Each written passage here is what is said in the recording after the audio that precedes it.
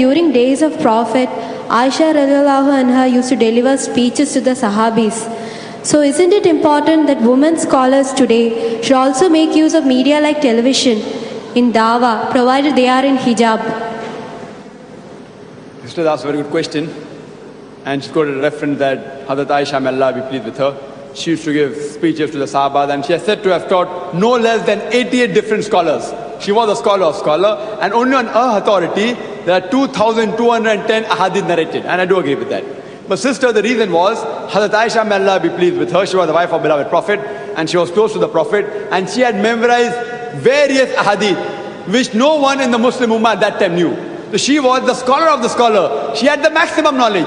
So if you have an option to go to a lady who has maximum knowledge as compared to a gent which has no knowledge at all, then going to a lady is allowed. So today also if a situation arises where you have a Muslimah, a Muslim woman who is excellent in knowledge, then if a group of men want to go to her for knowledge, they can go. But even when Hazrat Aisha, may Allah be pleased with her, when she gave, she maintained the hijab. Many a time it was through a curtain, not face to face.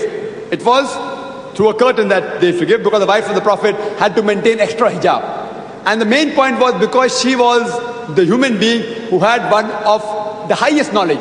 She had certain knowledge which none of the Sahabis had. So in this situation, but natural, even today you can speak to a woman, not that you can't speak, you can get trained on a woman, but if you know that there is a man who has more knowledge than a woman, so the men should prefer to go to the men, and the woman to a woman. Similarly, if a woman wants to gain knowledge, and if there's no other woman who has equal knowledge as that of a man, then she can go to a man to get knowledge.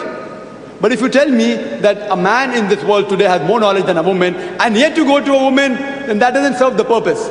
It's unnecessarily breaking the hijab. But even if you have to go to a woman, you can go, but it is within the purview of Islam that Hazrat Aisha, may Allah be pleased with her, she used to speak very often in the curtain. So now also if that situation arises, sister, very well, the woman can give knowledge if they feel they are the best in the world and no one has equivalent knowledge to them in that field of fiqh or field of Islam. They can give, maintain the Islamic hijab. Hope that answers the question. There's a non-Muslim brother by the name of Jagdish who makes a reference to one